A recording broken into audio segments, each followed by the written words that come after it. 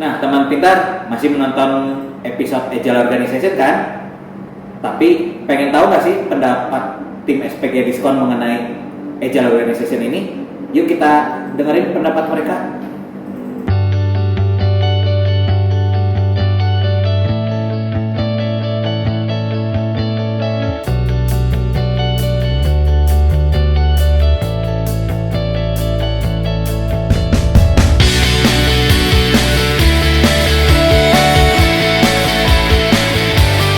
Saya pernah dengar kata agile, tapi cuma dengar aja dan baca-baca dikit lah. Mungkin pernah ya, karena saya sebagai quality assurance sebelumnya pernah menangani beberapa program yang menggunakan agile, tapi saya belum pernah mempraktekannya secara langsung. Kata agile ya, ini tuh sebenarnya sempat saya mendengar gitu. Pernah agile. Kalau kata agile dari dulu saya sudah dengar sebetulnya. Tapi untuk implementasi agile-nya sendiri itu belum full 100%. Kalau saya sih belum. Karena di Elhan tuh udah terbiasa menggunakan agile untuk deployment. Saya sudah pernah. Jadi pertama kali kenal agile itu waktu tahun 2015. Pernah. Sama sekali belum.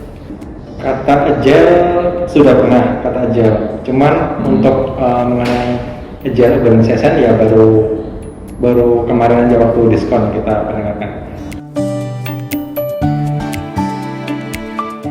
Perasaan pertama saat ngegunain awalnya sih agak bingung ya, karena belum terbiasa. Tapi karena dibimbing oleh Scrum Master dan beberapa kawan yang sudah sering menjalankan agile, ya alhamdulillah semakin lebih terasa gitu manfaatnya.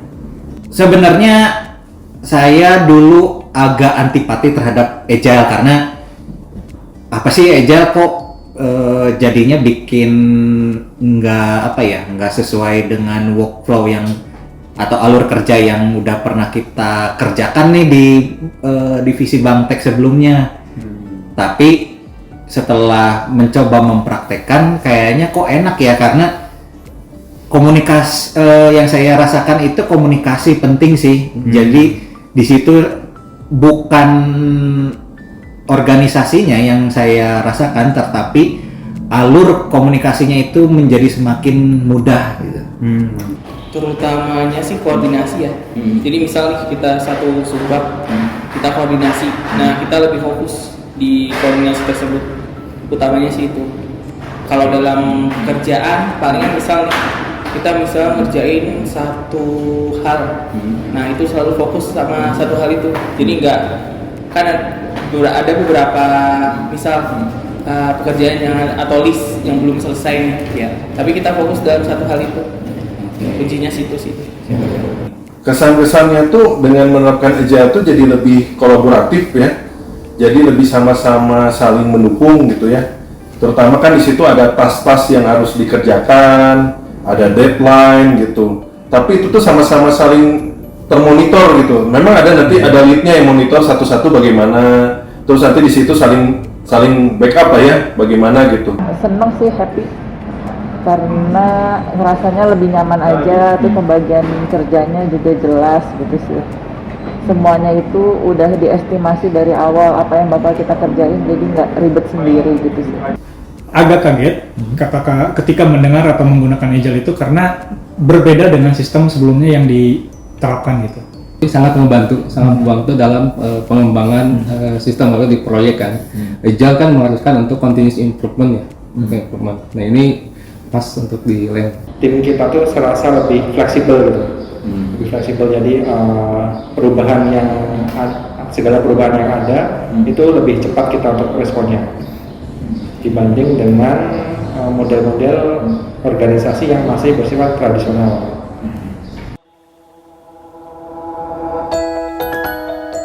Meningkatkan efektivitas membangun kerjasama.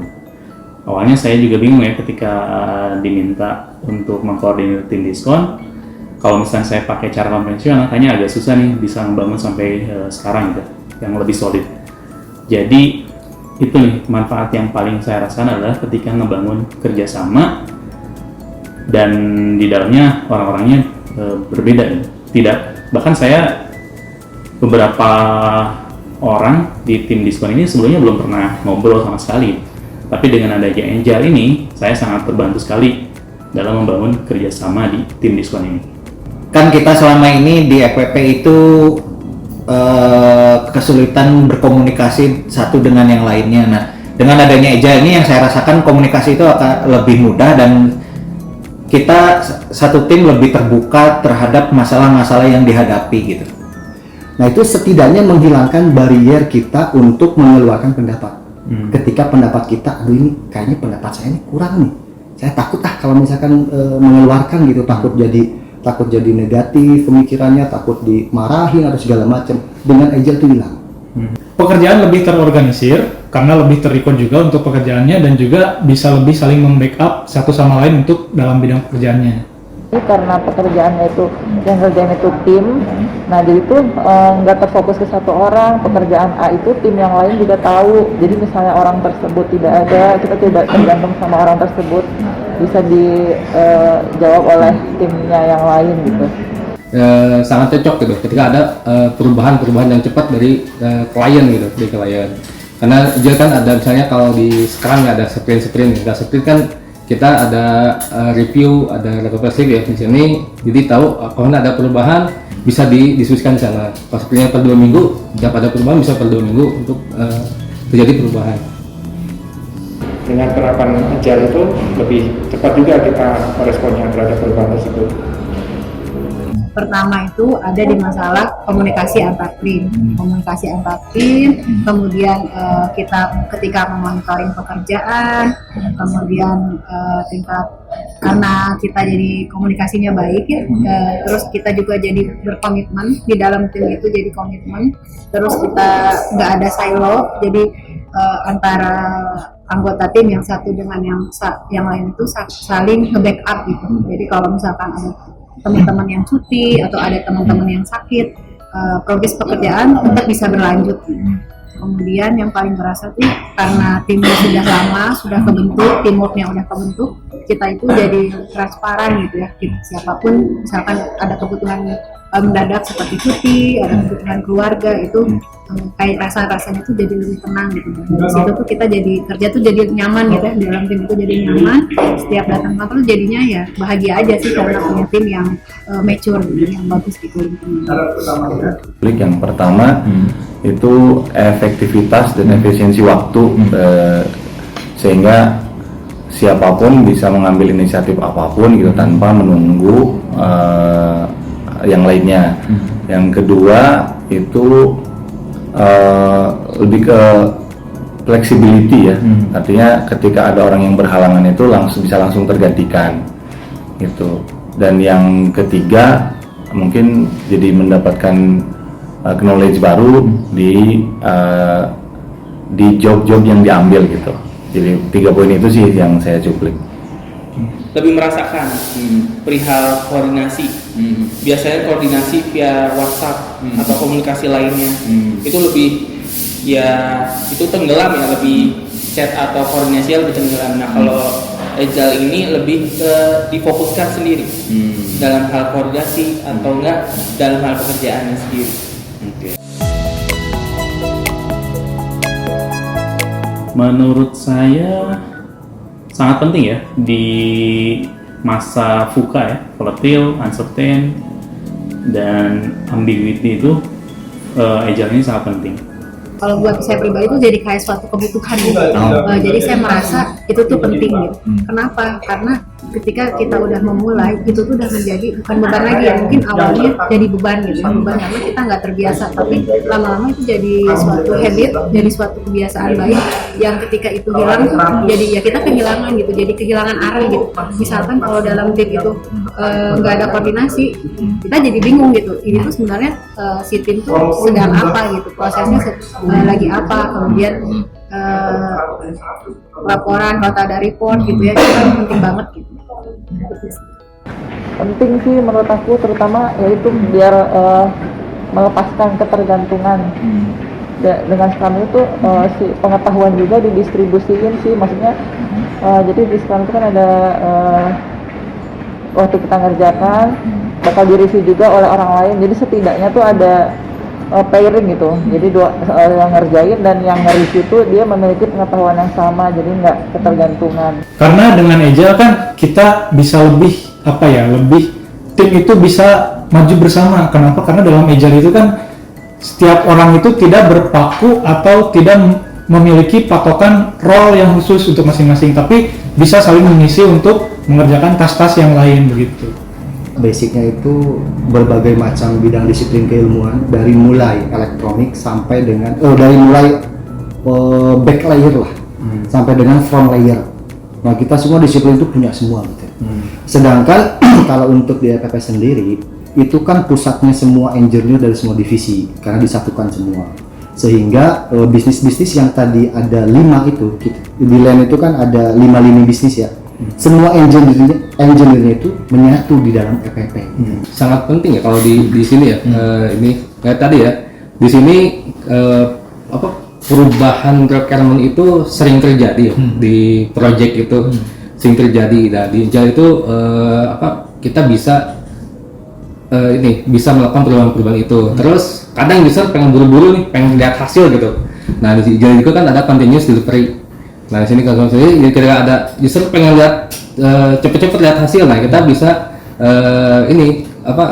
melakukan user bisa tahu ini dulu kan. User juga bisa memantau gitu kerjaannya, karena user nggak mungkin nih pakai waterfall gitu.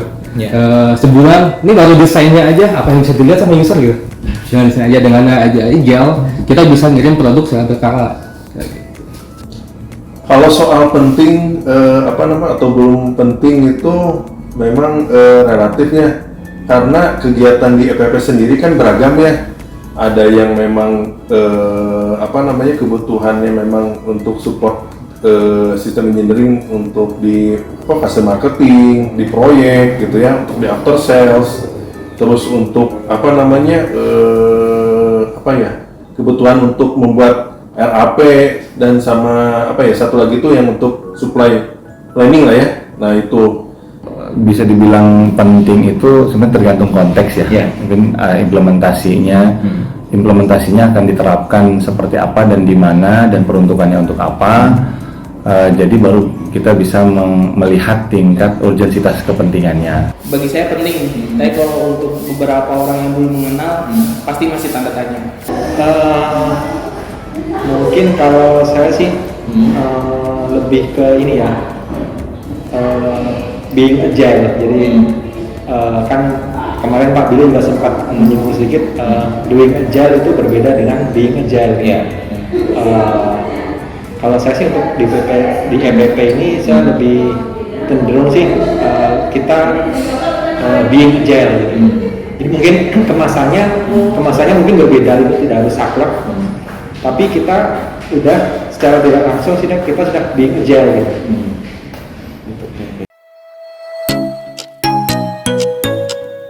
Pertama dari komitmen ya. Jadi setiap orang harus berkomitmen untuk menjalankan Agile ini. Kemudian time management ini sangat penting ketika kita jalanin Agile, karena kan kita ada batasan waktu ya dalam mengerjakannya dalam framework tersebut. Karena di Agile itu kita tidak memiliki role yang misalkan orang mengerjakan A bakal mengerjakan A terus, tapi kita istilahnya kita bisa mengerjakan tas-tas yang lain dalam satu tim. Itu tentunya tantangannya adalah untuk membuat satu tim itu memiliki kapasitas atau kapabilitas yang sama sehingga tim itu bisa maju dengan efektif gitu. Terus selain itu juga perlu didetailkan lagi gitu terkait job desk harus jelas tugas untuk bagian software, elektronik, hardware gitu. Menurut saya itu tantangan ketika mau ngejalanin Agile. Tantangannya itu memang sebenarnya di personilnya dulu masing-masing gitu ya, karena kan ada yang memang ya tadi kan harus dibutuhkan kesadaran atau misalkan semangat ya, motivasi gitu. Oh iya, ini kita sama-sama nih, kita mau punya tujuan yang sama nih, goalsnya sama gitu. Dengan cara apa? Yuk kita bareng-bareng kita menggunakan agile ini gitu. Nah kalau itu sudah sama, frekuensinya sama, nanti kesananya juga sudah sudah enak lah untuk menjalaninya. Tapi kalau udah dibikin kayak blok-blok terus silo gitu ya, itu nanti agak susah, nanti ujungnya tidak bisa komitmen gitu untuk menjalankan agile sendiri gitu. Pasti ada orang yang akan seperti saya, baru mendengar agile sudah antipati duluan. Mungkin bagaimana cara kita mensosialisasikan atau memperkenalkan agile itu lebih istilahnya sesuai dengan karakter orangnya masing-masing. Kita komunikasi sih lebih aware-nya biar mereka tahu agile. Yang pertama itu kita harus bukan berkenalan ya, kita harus paham tentang psychological safety. Nah, yang pertama itu yang paling erat hubungannya adalah mengeluarkan pendapat.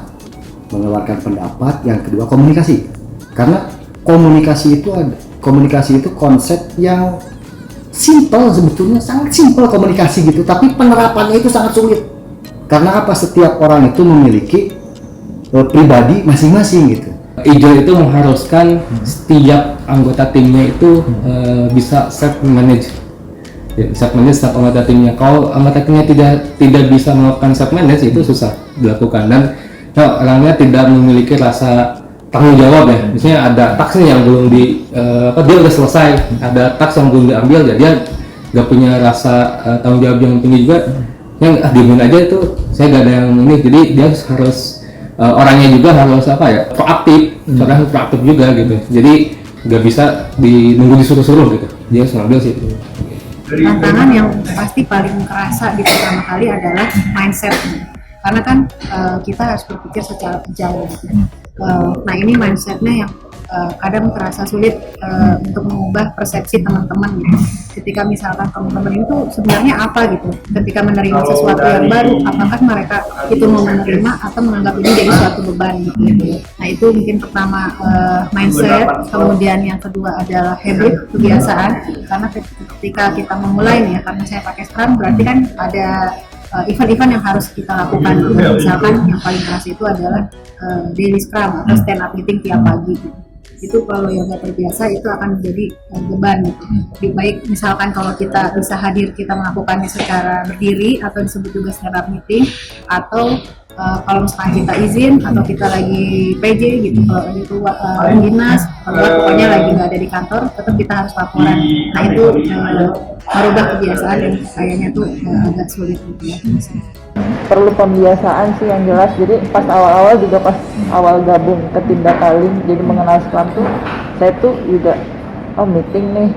Jadi biasa kan awal-awal tuh meeting tuh suka ngaret-ngaret ya. Nah itu jadi pas awal datang tuh telat tuh, ternyata tuh harus tepat waktu ya. Nah itu jadi ada pembiasaan yang harus dibangun. Jadi besoknya saya nyadar sendiri, oh iya nggak boleh telat nih. Beneran kalau daily Scrum itu kan misalnya kita udah sepakat misalnya jam 8.45 ya harus hadir lah jam segitu gitu kan. Jadi mau nggak mau kan kalau di Agile itu kita tuh ada beberapa event yang wajib ya. Jadi kayak salah satunya tuh yang daily Scrum, yaitu emang udah dibatasin waktunya 15 menit maksimal itu tuh, dan itu kita tuh harus tepat waktu. Nah tantangannya ya komitmen sih. Jadi dari daily Scrum yang hanya 15 menit itu kita meminimalisir komunikasi lain yang tidak perlu. Jadi dioptimalkan di yang 15 menit itu tiap harinya, koordinasi antar tim gitu sih.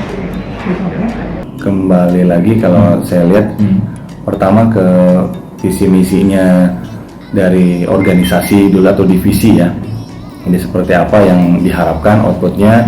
Yang pasti kalau bisa dibilang penerapannya itu sangat memungkinkan, ya memang memungkinkan sekali dan bisa diimplementasikan. Hanya tinggal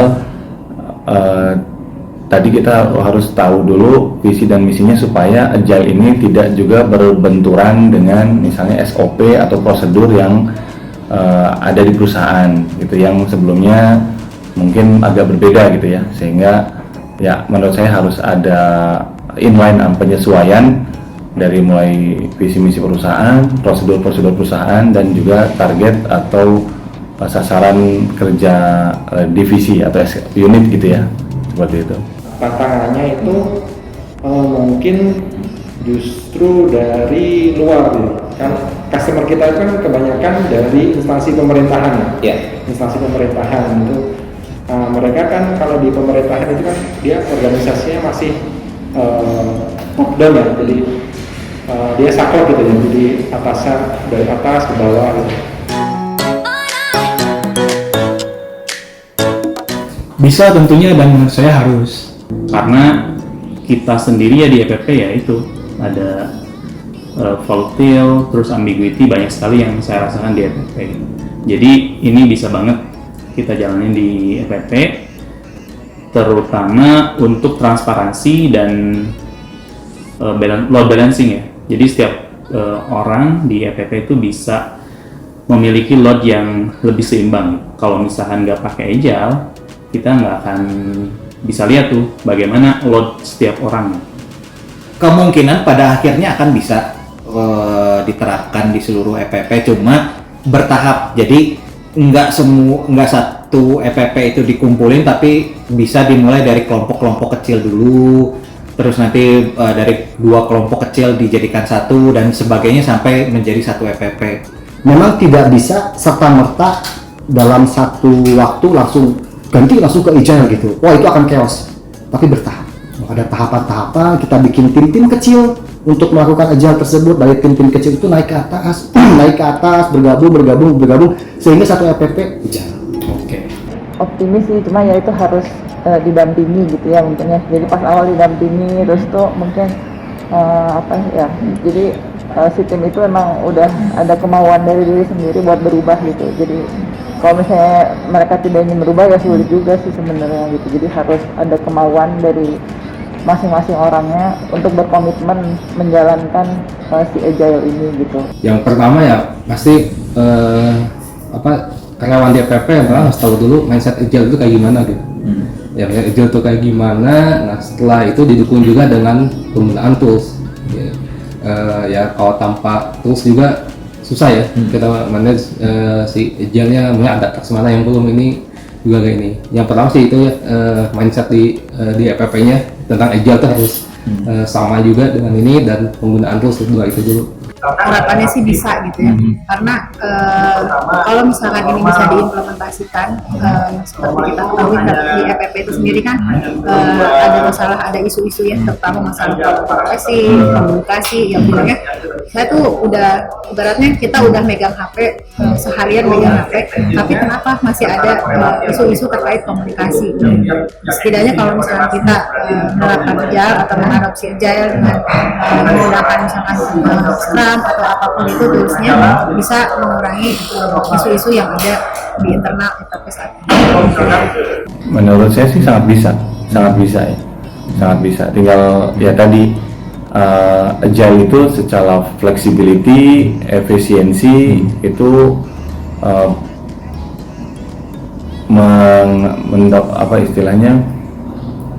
mendapatkan poin yang bagus gitu ya, atau kelebihan yang bagus secara, kalau saya lihat flexibility dan efektivitas gitu. Tapi lagi-lagi yang harus kita lihat juga di perusahaan ada tata kelolanya, ada prosedurnya yang mudah-mudahan itu harusnya bisa disesuaikan gitu ya, sehingga kalau EPP mungkin nanti akan mengimplementasikannya, ya artinya mudah-mudahan ada masukan juga untuk revisi-revisi terhadap prosedur atau tata kelolanya yang sudah dibuat di perusahaan, sehingga agile ini akan semakin meningkatkan kinerja atau produktivitas dari divisi kita, divisi EPP itu sendiri. Kalau dipraktekkan sendiri harusnya bisa ya. Ambil contoh aja Bitrix yang udah ada di LEM. Buktinya walaupun belum semua karyawan LEM, tapi mungkin beberapa udah bisa untuk Bitrix. Contoh sederhananya gini, dalam koordinasi gitu kan, koordinasi mungkin kalau di organisasi yang tradisional kan dari atasan bawahan itu kan ada semacam gap gitu kan, gap. Jadi bawahan nggak bisa mengoreksi atasan gitu kan, kalau di tradisional kan seperti itu. Nah di kita di lingkungan EPP ini kita bisa agak antara atasan dan bawahan itu kita kita cair gitu kan. Jadi perubahan yang ada itu bisa langsung kita sampaikan ke atasan, jadi atasan langsung dapat meresponnya dengan cepat gitu untuk dilakukan action terhadap perubahan tersebut. Itu. Harapan saya ketika Agile diterapkan di EPP itu bisa lebih fleksibel lagi, karena sistem Agile ini nggak bisa disamaratakan untuk setiap tim yang ada di EPP. Misal untuk software, untuk tim yang software mungkin Agile-nya berjalannya akan seperti apa, dan untuk orang yang berkutat di bidang hardware juga mungkin akan sedikit improvisasi dalam implementasi Agile, dan mungkin tiap orang itu akan memiliki lebih dari satu tim yang bergerak dalam Agile, karena kita bergerak dalam sistem matriks. Tentunya harapan lainnya adalah ada yang bisa mengkoordinir supaya anggota yang bergabung di beberapa tim itu tidak bentrok kerjaannya, seperti itu. Tujuan dari Agile-nya tercapai, kemudian efektif dan efisien ketika kita jalanin Agile. Terus yang paling utama ya target-target EPP bisa tercapai dengan lebih baik. Kepinginnya adalah Agile itu bisa diterapkan bukan semata-mata untuk kepentingan sebuah project atau sebuah program, tapi bagaimana balik lagi kita membangun komunikasi yang bagus terhadap satu dengan yang lainnya sehingga EPP itu bisa merasakan kekeluargaannya, seperti itu. Bisa tentunya untuk support ya, banyak support, misalkan untuk support engineering di marketing, fase marketing atau project atau bisa after sales, ataupun juga untuk program pengembangan gitu ya. Itu bisa lebih mempercepat proses gitu ya. Itu mempercepat proses.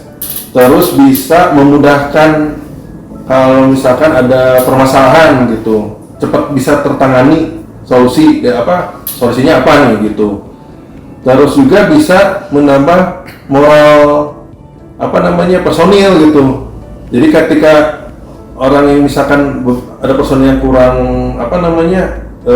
tidak bisa gitu, itu tuh bisa terangkat gitu karena kan merasa bersama-sama gitu. Jadi tidak sendiri gitu, tidak individu sendiri gitu, tapi punya tujuan yang sama juga. Ketika misalkan tidak berhasil, sama-sama juga ditanggung bareng-bareng, tapi kalau misalkan berhasil, sama-sama juga bahagianya gitu, seperti itu. Komunikasi antar struktural dengan pelaksana itu lebih klop gitu, lebih klop, sehingga ketika akan merumuskan sesuatu, ketika akan membuat roadmap teknologi sesuatu, itu komunikasi dengan pihak di bawah itu harus intens gitu, sehingga apa-apa yang tidak terpikirkan oleh struktural itu bisa kebuka semua. Dan tapi syaratnya semua harus memahami konsep psychological safety. Ya harapannya mungkin dari Agile itu ya meningkatkan produktivitas, efektivitas dan efisiensi.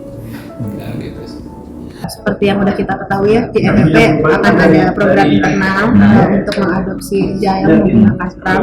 Walaupun tentunya itu disesuaikan, dievaluasi dulu sesuai dengan timnya, apakah ini cocok pakai Scrum atau enggak, atau misalkan pakai tools yang lain gitu ya. Harapannya setidaknya dengan kita mengimplementasikan ini, isu yang ada tadi seperti masalah kolaborasi, komunikasi, terus terkait monitoring progres pekerjaan gitu, itu bisa sedikit-sedikit lama-lama terselesaikan. Selain itu kita bisa membangun teamwork gitu ya, jadi tiap orang tuh bisa membangun teamworknya jadi lebih baik, bisa sama-sama berkomitmen untuk mencapai target tertentu gitu ya. Dan setelah itu kita merasakan nyaman, ketika kita nyaman pergi ke kantor tuh jadi bahagia gitu. Harapannya sih tiap orang tuh bisa bekerja dengan nyaman, kemudian tidak terbebani, tidak capek sendiri kan, karena yang dikerjakan oleh tim, tanggung jawabnya juga oleh bersama gitu ya. Jadi nggak akan ada kayak kasus sebelumnya tuh yang capek sendiri, jadi dia ngurusin produk itu dia sendiri, kalau ada bug dia sendiri, ada isu dia sendiri yang capek gitu. Nah kalau ini kan tiap ada isu atau apa pasti disampaikan ke tim dan nanti akan resolve bersama gitu isunya, nggak akan ada yang capek sendiri, jadi lebih nyaman aja kerjanya gitu sih. Kalau yang pertama itu bisa membantu, memudahkan bagi semua pihak ya. Artinya dari unit-unit yang ada di EPP itu sendiri, personal yang melakukan itu sendiri, dan juga dari target divisi atau target perusahaan itu sendiri. Yang kedua akan akan membantu, memudahkan untuk memonitoring juga gitu, memonitoring baik itu target, pencapaian gitu atau progres yang sedang dilakukan gitu. Dan yang ketiga juga ya tentunya tadi ada benefit-benefit yang bisa dirasakan baik itu karyawan-karyawannya atau personel yang ada di EPP dan juga target secara divisi dan perusahaan itu sendiri. Itu sih.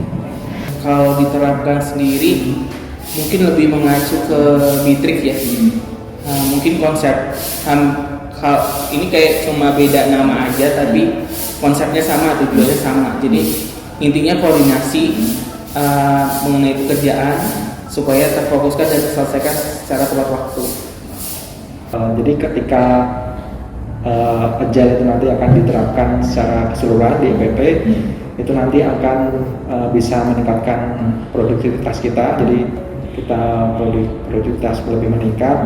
Kemudian itu nanti dengan meningkatnya produktivitas itu akan dampaknya ke karyawan juga positif gitu kan, positif. Jadi produktivitas naik, kemudian perusahaan labanya naik. Nah, kalau laba naik kan karyawannya juga sejahtera gitu. Udah tahu kan pendapat dari SPG Diskon? Nah, sekarang gimana pendapat teman pintar tentang Agile Organization ini? Tulis di kolom komentar ya.